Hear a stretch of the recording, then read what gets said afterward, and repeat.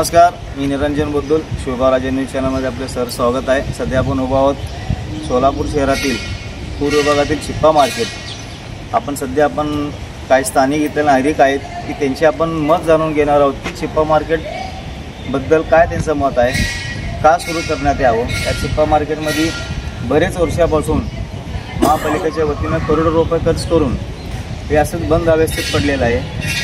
Chippa market बंद असल्या कारणाने या ठिकाणी एक दारूचा अड्डा म्हणा, एक हॉटेल, कॉलेज कुमारांचा एक बसण्याचा एक क्रिया झालेला आहे, तळीरामांचा एक अड्डा बनलेला आहे। या ठिकाणी रात्री बेरात्री काही अवैध प्रकारे काही होत असतो, म्हणून हे सगळं प्रकार बंद होईल।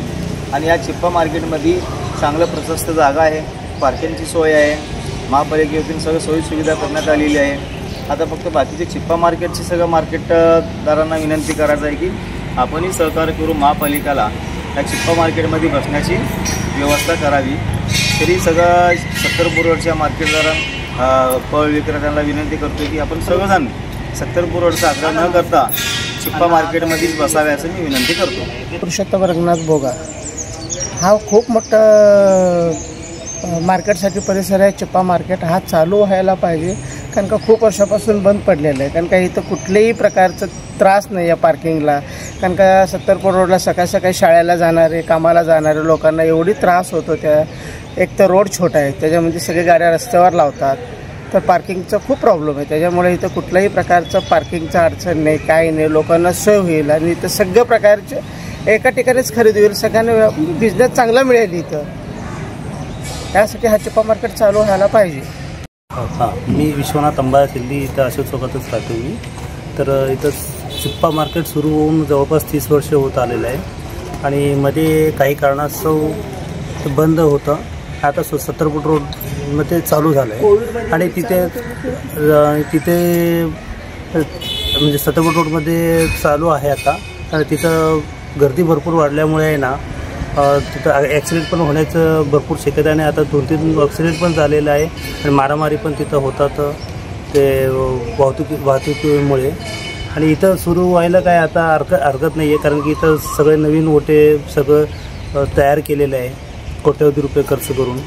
आणि इथं बंद असल्या कारणाने आहे ना, इथं लोक 2-3 खून पण झालेलं आहे चिप्पा मार्केटमध्ये।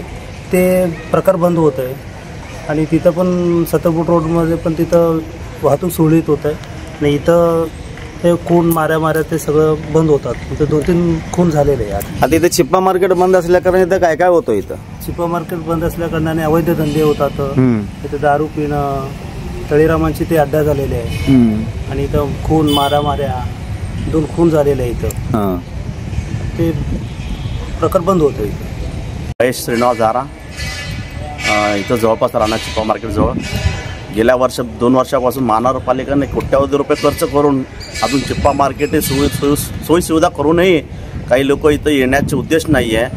पण ज्या ठिकाणी आता सध्या चिप्पा मार्केट एवढं खर्च करून आणि काही लोक, स्थानिक लोक एवढं विश्वास संपादन करून चिप्पा मार्केट चालू करण्यात एवढं यशस्वी करण्यात येत असूनही काही लोकांच्या अडचणी असल्यामुळे येत नाही आहे। आणि जिल्हाधिकारी व महानगरपालिका यांना निवेदन करतो की लवकरात लवकर चिप्पा मार्केट व्यवस्था करून देण्यात यावे आणि जास्तीत जास्त नागरिकांनी चिप्पा मार्केटमध्येच माल खरेदी करण्यात यावे ही नम्र विनंती।